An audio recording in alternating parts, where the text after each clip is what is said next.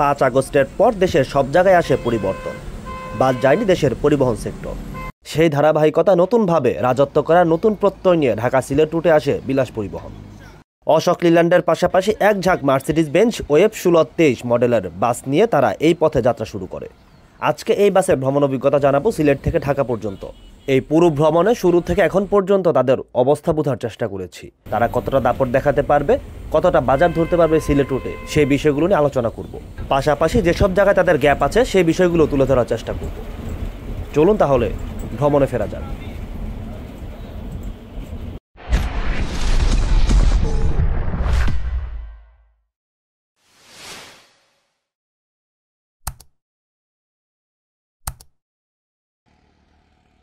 আসসালামু আলাইকুম ভিউয়ার্স। দেশ এবং দেশের বাইরে থেকে যারা আমার এই ভিডিও দেখছে তাদের সবাইকে আন্তরিক শুভেচ্ছা। ঢাকা সিলেট রুটে মূলত এনা ট্রান্সপোর্টের দাপট। প্রায় এক যুগ তারা এই রুটে দাপট দেখিয়ে চলছে।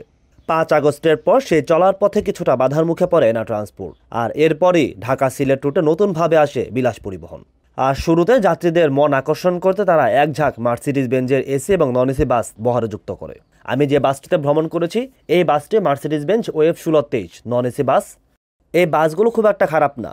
হিনো বাসের সংকটে যখন অশোক লিল্যান্ডের দাপট বাড়তে থাকে তখনই বাজারে আসে মার্সিডিজ বেঞ্জের এই বাসগুলো। ফলে অশোক লিল্যান্ড থেকে বেটার চেচিস হিসাবেই এই বাসগুলো মালিকদের মনে স্থান করে নেয় এবং অনেক কোম্পানি এই বাসগুলো তাদের বহরে যুক্ত করে। এই চেসিসের প্রধান বৈশিষ্ট্য তেল কম খায়, অর্থাৎ হিনোর তুলনায় এর তেল খরচ কম। বৃষ্টির সময় ব্রেকিং সিস্টেম হিনোর থেকে যথেষ্ট ভালো। আবার চেসিস লম্বা, সাসপেনশন খুব একটা খারাপ না। এয়ারব্যাগ ছাড়া প্যারাবোলিক সাসপেনশনের যে বাসগুলো আছে সেখানেও বেশ ভালো সাসপেনশন পাওয়া যায়, ফলে ভ্রমণ করেও খুব একটা খারাপ লাগবে না আপনার। সব মিলে সিলেট থেকে ঢাকা ফিরতে বিলাস পরিবহনকে বেছে নেয়া। সিলেটের হুমায়ুন রশিদ চত্বর থেকে আমি টিকিট করি। আমরা ছিলাম দুইজন, আমি এবং ট্রাভেল আর্টের সাইফুল আরান ভাই। আমরা একসাথে এই বিলাস পরিবহনের বাসে ভ্রমণ করি। আমাদের বাস ছিল দুপুর 1:15টায়, আর নন এসিতে তারা ভাড়া নিয়ে থাকে 680 টাকা করে। এটা হচ্ছে কাউন্টার, সিলেট হুমায়ুন রশিদ চত্বরের কাউন্টার। অন্যান্য বাস কোম্পানির যে কাউন্টারগুলো আছে এখানেই এই বিলাসের কাউন্টার আপনারা পাবেন। তবে নতুনভাবে আসা বা বড় পরিসরে আসা এই কোম্পানি এখনও পর্যন্ত আলাদা বা নিজস্ব কোনো কাউন্টার নিতে পারেনি। মামুনের যে কাউন্টার এখানেই তারা টিকিট বিক্রি করছে। হুমায়ুন রশিদ চত্বর সিলেটের একটা গুরুত্বপূর্ণ পয়েন্ট, এখানে আলাদা কাউন্টার নিতে পারলে সবচেয়ে ভালো, এটা যে কোনো কোম্পানির জন্যই। তার মধ্যে বিলাস নতুন এসেছে, তাদের জন্য তো আরও গুরুত্বপূর্ণ নতুনভাবে কাউন্টার না, নতুনভাবে শুরু করা। আর বাসটিও কাউন্টারের সামনে দাঁড়ানো আছে। সিলেটের বাস টার্মিনাল থেকে এটি সেরে এসেছে হুমায়ুন রশিদ চত্বর থেকে যাত্রী না, তারপর চলে যাবে ঢাকায়। আমাদের চালককে দেখতে পাচ্ছেন, খুবই দুর্দান্ত একজন চালক তিনি এবং খুবই হাসি খুশি মনের। পুরো যাত্রাপথ তিনি আমাদের সহযোগিতা করেছেন। পাশাপাশি তার যারা স্টাফ ছিলেন, সুপারভাইজার এবং বাসের চালকের সহকারী, সবাই খুবই সহযোগিতা করেছেন আমাদের। এটা হচ্ছে বাসের ইন্টেরিয়র। এই হচ্ছে সিটের অবস্থা, ইকোনমি ক্লাসের সিট। এই বাসে সম্ভবত 40টি সিট আছে। এই সিটগুলো খুব একটা কমফোর্ট আমি বলবো না, মাঝারি লেভেলের সিট আপনারা, অর্থাৎ মাঝারি লেভেলের কমফোর্ট আপনারা এই সিটগুলোতে পাবেন। সিটগুলো একটু শক্ত শক্ত মনে হয়েছে আমার কাছে। আর এই চেসিসগুলো লম্বা প্রায় 12 মিটার, ফলে লেগ স্পেস ভালোই পরিমাণে পাবেন এই বাসে। আরেকটা বিষয় দেখায়, সামনের সিটে যারা একদম বসবেন তারা কিন্তু কোনো নেটের ব্যাগ পাবেন না। এটি অনেক বাসে দেওয়া হয় না, বিলাসও দেয়নি, তবে এটি দিতে পারলে খুবই ভালো। যারা সামনে বসে তাদের জন্য অনেক সুবিধা, টুকটাক জিনিসপত্র তারা রাখতে পারে। যাই হোক, আমরা হুমায়ুন রশিদ চত্বরে আছি, বাসে উঠে গেছি। আমাদের বাস এখন ছাড়ার অপেক্ষায় আছে। ঘুরিতে দেখতে পাচ্ছেন 1:25 বাজে। 1:15টার সময় বাস ছাড়ার কথা ছিল। যাত্রী নেওয়া হলে অর্থাৎ মিলানো হয়ে গেলেই বাসটা ছেড়ে দিবে। আশা করছি 2-4 মিনিটের মধ্যে বাস ছেড়ে দিবে এই সিলেট থেকে। আমাদের বাসটি সিলেট ছেড়ে যাত্রা শুরু করেছে ঢাকার উদ্দেশ্যে। 1:30টার আগে এই হুমায়ুন রশিদ চত্বর থেকে বাসটি ছেড়ে দেয়। চালকের আগে দেখিয়েছি, এখানে বাসের চালকের সহকারী হেল্পার এবং সুপারভাইজার আছেন। তারা খুবই, আমি আগেই বলেছিলাম, খুবই মিশুক। আমাদের পুরোপুরি সহযোগিতা করেছেন ভিডিও করতে বা যে কোনো কাজে আমাদের সাথে গল্প করেছেন, আমরা তাদের সাথে গল্প করেছি। ভালো একটা ভ্রমণ তাদের সাথে আমাদের হয়েছে। সিলেট শহর থেকে বেরিয়ে সবুজে ঘেরা এই পথ, এখানে বাসের পথচলা আপনারা একটু উপভোগ করতে।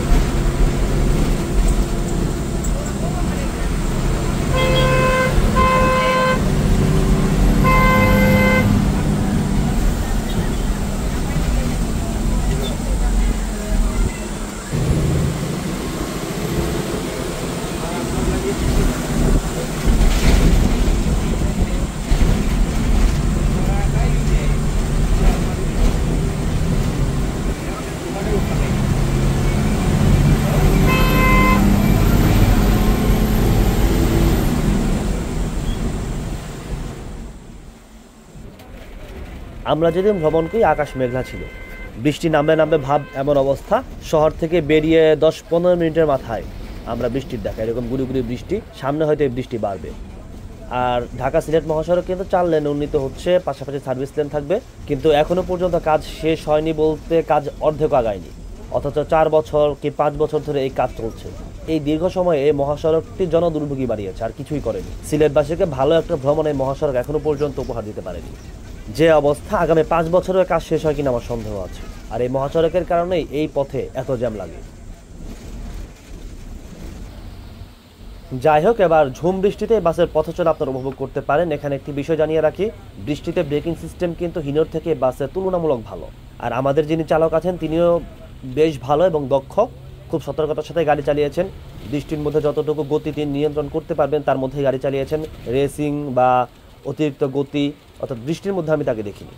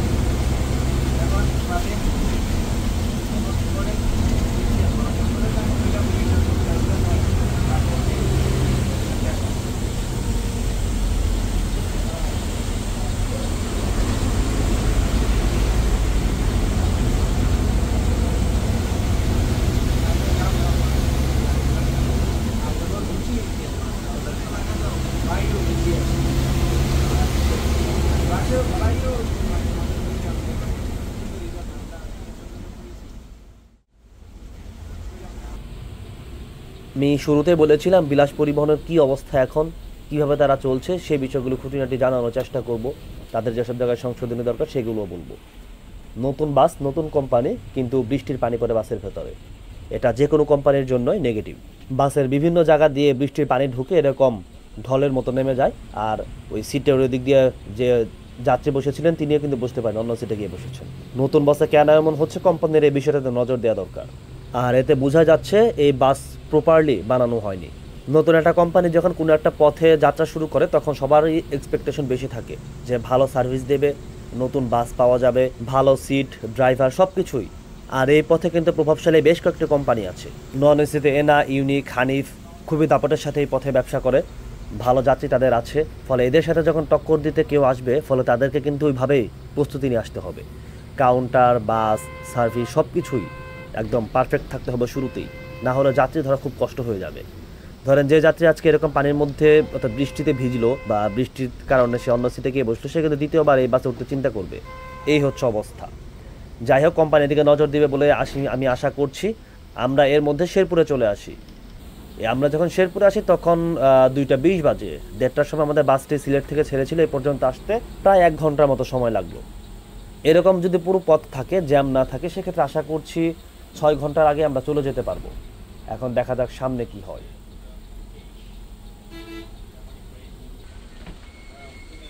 শেরপুর পার হয়ে একটু সামনে আসতে বৃষ্টি তখন কমে গেছে অনেকটা। 2 বাসের মুখোমুখি সংঘর্ষ। বৃষ্টির কারণে এরকম আমরা আরেকটা সংঘর্ষ সামনে দেখেছি, যেখানে সম্ভবত কয়েকজন মারাও গিয়েছিলেন। বৃষ্টিতে রাস্তা পিচ্ছিল থাকে, যার কারণে সব চালককে সতর্কতার সাথে গাড়ি চালাতে হয়। এখানে এই সময় পারাপারি না করাই ভালো, ওভারটেক না করাই ভালো। খুবই স্লো, অর্থাৎ যতটুকু মনে হয় যে নিজে কন্ট্রোল করতে পারবে ওর মধ্যে গাড়ি চালানোই সবচেয়ে ভালো। হয়তো সময় একটু বেশি লাগবে, কিন্তু দুর্ঘটনার ঝুঁকি থেকে হয়তো মুক্ত থাকা যাবে। তারপরেও চাকা কখন যে স্লিপ করে সেটা বলা যায় না। এই দুর্ঘটনায় কেউ মারা যাননি, হয়তো আহত হয়েছেন। ঢাকা, চট্টগ্রাম, কক্সবাজারে আমরা এরকম দেখি মাঝে মাঝে দুর্ঘটনা ঘটে, চাকা স্লিপ কেটে, বিশেষ করে লবণ প্লাস বৃষ্টি হলে এরকম দুর্ঘটনা ঘটে। ফলে সবাইকে সতর্কতার সাথে গাড়ি চালাতে হয়। আমরা যখন আরও প্রায় আধা ঘন্টার মতো পথ সামনে আসি, তারপর আবার জ্যাম। দেখতে পাচ্ছেন 3:15 বাজে ঘড়িতে। এই জ্যামের একটা পর্যায়ে আমরা খবর পেলাম সামনে দুর্ঘটনা ঘটেছে। তখন আবার বোঝা গেল যে বৃষ্টির কারণে চাকা স্লিপ কেটে দুর্ঘটনা ঘটেছে। এখানে আমাদের সব মিলে প্রায় আধা ঘন্টার মতো সময় বসে থাকতে হয়েছে। তারপর গাড়ি আস্তে আস্তে সামনে আগাচ্ছে। আমরাও সেই গাড়ির সাথে সাথে সামনে আস্তে আস্তে আগাচ্ছি। একটা পর্যায়ে গিয়ে দেখা গেল সেই দুর্ঘটনা কবলিত গাড়ি। খুবই ভয়াবহ অবস্থা। মানে এখানে মারা গেছেন এটা অনেকটা বোঝাই যাচ্ছে যে গাড়ির সামনের অংশ খুব একটা ভালো নেই। চালকও মারা যেতে পারেন, দু একজন যাত্রীও মারা যেতে পারেন সম্ভবত। আর একটু সামনে গিয়ে আমরা আরেকটা গাড়ির কোনো খোঁজ পাইনি যে আরেকটা গাড়ি কোথায়। তবে আর একটু সামনে গিয়ে এখানে দুর্ঘটনা ঘটেছে সেটা বুঝতে পেরেছি। শামীম এন্টারপ্রাইজ ময়মনসিংহ সিলেট রুটে চলাচলকারী এই বাসটি মূলত দুর্ঘটনায় পড়ে। আর দেখতে পাচ্ছেন রাস্তায় কিন্তু প্রচুর কাদা। এসব কারণেই সবচেয়ে বেশি দুর্ঘটনা ঘটে, চাকা স্লিপ কাটে।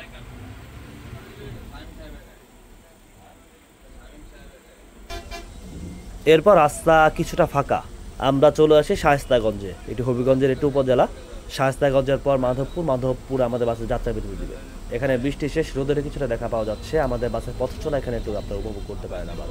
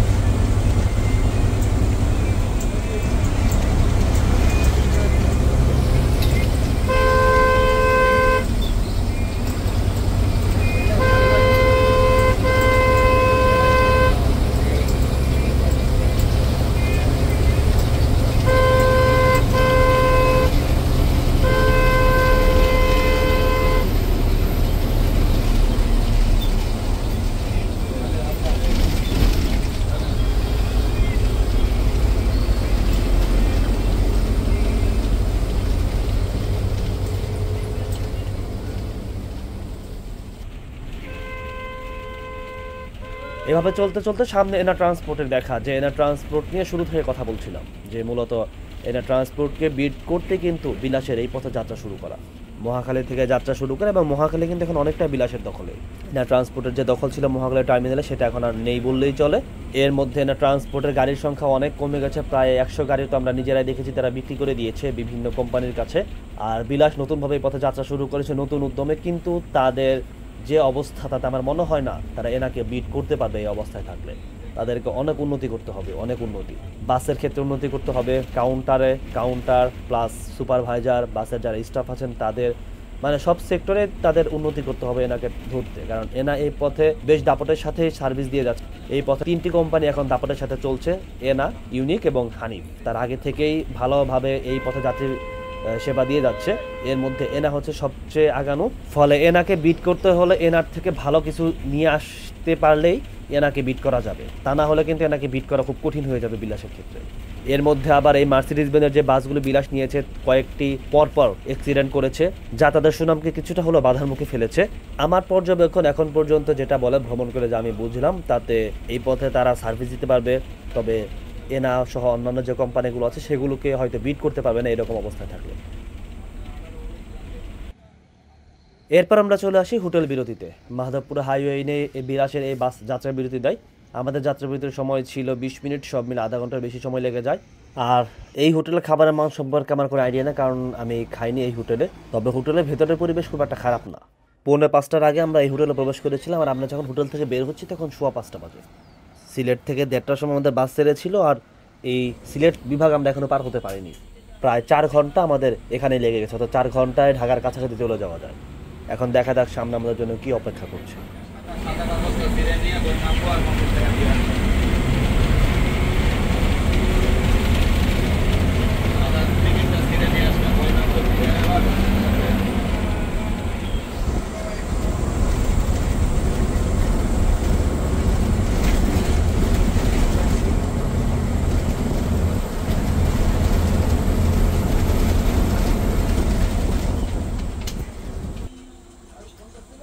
দুর্দান্ত গতিতে এসে এবার এরকম জ্যামে।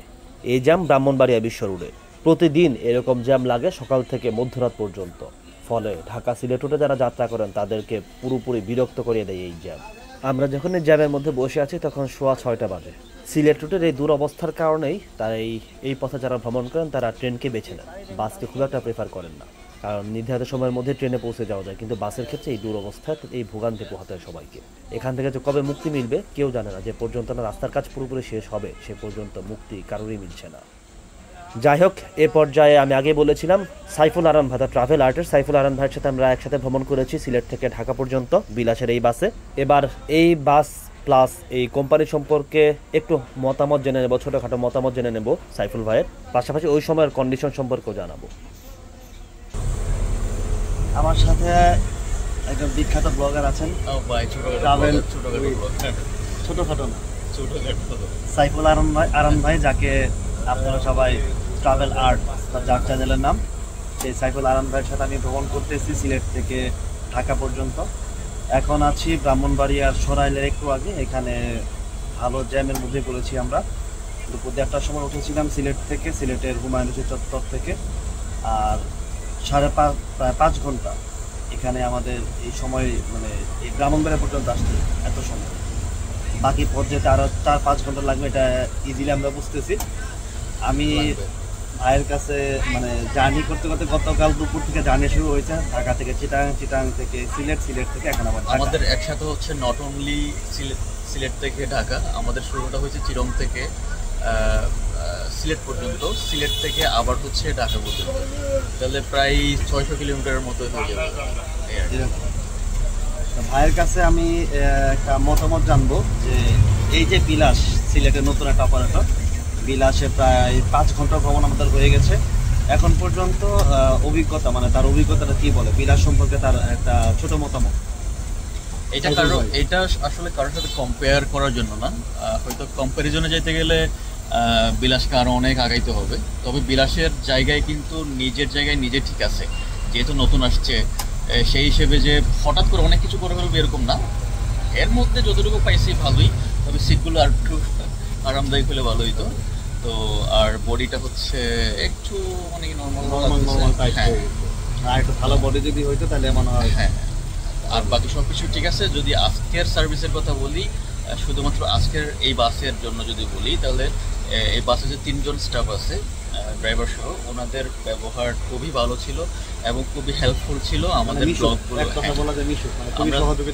হ্যাঁ, আমরা দুজন যে ব্লগ করতেছি আমাদেরকে খুবই মানে সহযোগিতা করছে ওনারা, ঠিক আর কি। তো এই পর্যন্ত আমার কাছে মানে বিলাসের জায়গায় বিলাস ভালোই আছে আমার কাছে মনে হচ্ছে।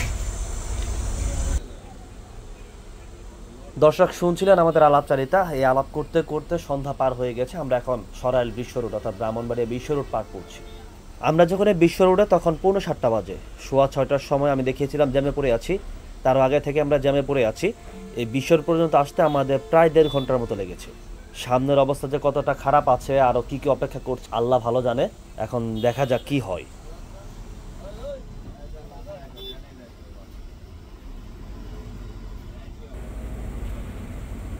ব্রাহ্মণবাড়িয়া পার হওয়ার পর আমাদের চালক হাত খুলে চালাতে থাকেন। ফাঁকা রাস্তা, সামনে ওই রকম জ্যাম পাইনি। ভৈরবে আমরা একটু জ্যাম পেয়েছিলাম। এরপর একদম নরসিংদী পর্যন্ত রাস্তা জ্যাম ছিল না, তবে গাড়ির চাপ ছিল। আর ওই পথে কিন্তু গাড়ি চালানো একটু কঠিন, 2 লেনের সড়ক, তাও খুবই চাপা, গাড়ির চাপ অনেক, ওভারটেক করাও খুব একটা কঠিন। তারপর আমাদের চালক যথাসাধ্য চেষ্টা করেছেন যতটা আগানো যায়।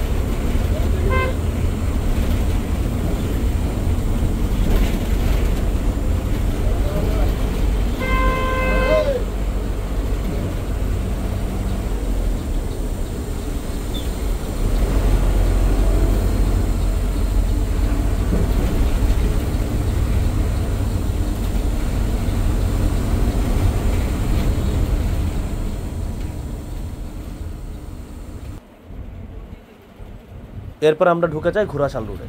এই হচ্ছে ঘোড়াশাল রোডের অবস্থা। রাতের বেলা হওয়ায় গাড়ির চাপ মনে হয় তুলনামূলক কম, অর্থাৎ স্থানীয় যে যানবাহনগুলো আছে সেগুলো কম। এখানেও আমাদের চালক বেশ ভালোই গাড়ি টানছিলেন। আর এই রাস্তার অবস্থা থেকে মনে হচ্ছিল সামনে হয় তার কোনো জ্যাম নেই, আমরা খুব দ্রুতই অর্থাৎ আর ঘন্টা খানেক বা ঘন্টা দেড়েকের মধ্যেই হয়তো পৌঁছে যেতে পারবো। কিন্তু এই সুখ খুব একটা সময় আমাদের কপালে হয়নি, আবারও জ্যামের দেখা। মোবাইলের আগে এই জ্যামে সব মিলে প্রায় 1 ঘন্টা আমাদের। সামনে গুগল ম্যাপে আপনারা আমাদের দেখাচ্ছি যে কি অবস্থা জ্যামের, কত বড় জ্যামে আমরা সেদিন পড়েছিলাম।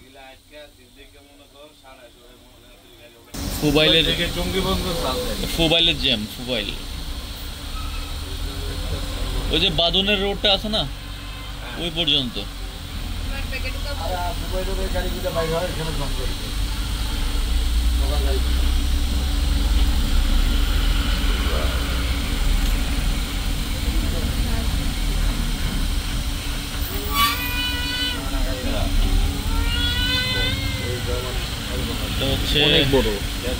বড় বলতে যে বাদনের রুট, এটা বাদন পর্যন্ত। এরপর হচ্ছে এটা মিরের বাজার, এটা হচ্ছে মিরের বাজার, আর এটা হচ্ছে বাদন। সব পয়েন্টেই আছে, জ্যাম আছে। মিরের বাজারও জ্যাম আছে, সব পয়েন্টে জ্যাম আছে। জ্যাম নাই, ওই ইয়েলো দেখাচ্ছে, মানে গাড়ি আছে কিন্তু জ্যাম নেই, রানিং জ্যাম আছে। যতটুকু কথা বলে জানতে পেরেছি যে শুধু আমরা না, প্রতিদিনের নাকি এরকম জ্যাম লাগে, কিন্তু প্রশাসনের আসলে এই পথে তেমন কোনো উদ্যোগ নেই। তারা এতটা ধীরে মহাসড়কের কাজ করছে যে মনে হচ্ছে আগামী 5 বছরের কাজ শেষ হবে না, আর 5 বছর ভরে মানুষ এরকম ভোগান্তির মধ্যে থাকবে। অবশেষে আমরা টঙ্গীর স্টেশন রোডে জ্যাম ট্যাম কাটিয়ে আমরা স্টেশন রোডে আসি। তখন রাত 10:30টার মতো বাজে। দুপুর 1:30টার সময় আমরা সিলেট থেকে উঠেছিলাম, আর এ পর্যন্ত আসতে আমাদের এই অবস্থা, অর্থাৎ 10 ঘন্টার কাছাকাছি সময়। স্বাভাবিক পথ থাকলে একবার আপনি সিলেট যেতে পারতেন, আবার সিলেট থেকে ঢাকায় আসতে পারতেন। আপ ডাউন হিসেবে আপনি মাত্র একবার আমরা আসতে পারলাম। এই হচ্ছে রাস্তার অবস্থা। আর আসতে যে পারলাম এটাই শুকরিয়া। আমাদের চালক যথাসাধ্য চেষ্টা করেছেন, তার সর্বোচ্চ দিয়ে যেখানে ফাঁকা পেয়েছেন তিনি গাড়িটি এনেছেন। তার ছিল যে যেরকমভাবে রাস্তায় জ্যাম দেখতে পাচ্ছেন আর গাড়ির চাপ, তাতে একটা গাড়ি পেছনে থাকা মানে 10 মিনিট পেছনে পড়ে থাকা। 1:30টায় বাসে উঠে আমি যেখানে চিন্তা করেছি সন্ধ্যার পর ঢাকায় ঢুকে যাবো, সেখানে রাত 10:30টার পর ঢাকায় ঢুকছি। যাই হোক, আমি আবদুল্লাপুরে নেমে যাবো, আরান ভাই আবদুল্লাপুরে নেমে যাবে, আর এই বাসটি চলে যাবে মহাখালীতে। মহাখালী থেকে সিলেট রুটে বাস চলাচল করে সকাল থেকে মধ্যরাত পর্যন্ত। আমাদের বাসটি এখন এলিভেটেড এক্সপ্রেসওয়ের উপর দিয়ে চলছে। আবদুল্লাপুরে আমরা নেমে যাব। এটা হচ্ছে বাসের ইন্টেরিয়র, রাতের বেলার ইন্টেরিয়র। দিনের বেলা এর আগে দেখিয়েছিলাম, খুব একটা খারাপ লাগছে না, সুন্দরই লাগছে। বিশেষ করে যে লাইটগুলো লাগানো হয়েছে, লাইটের আলো খুবই সুন্দর, পাশাপাশি সিটের উপরে পড়ার কারণে আরও ফুটে উঠছে। আর ভ্রমণ অভিজ্ঞতা বললে জ্যাম না থাকলে খুবই সুন্দর একটা ভ্রমণ হতো, কিন্তু জ্যামের বিরক্তির কারণে অনেকটাই মলিন হয়ে গেছে আমাদের ভ্রমণ। আর বাসের কন্ডিশন থেকে শুরু করে অন্যান্য বিষয় আগেই জানিয়েছি। তারা নতুন এসেছে, বেশ কিছু জায়গায় তাদের কাজ করতে হবে সামনে আগানোর জন্য। তবে হয়তো আশা করছি এই কোম্পানি একটা সময় ভালোভাবে দাঁড়িয়ে যাবে এই পথে। পাশাপাশি বিলাস পরিবহনের জন্য থাকলো শুভকামনা। ভালো থাকবেন, সুস্থ থাকবেন। ধন্যবাদ সবাইকে। আল্লাহ হাফেজ।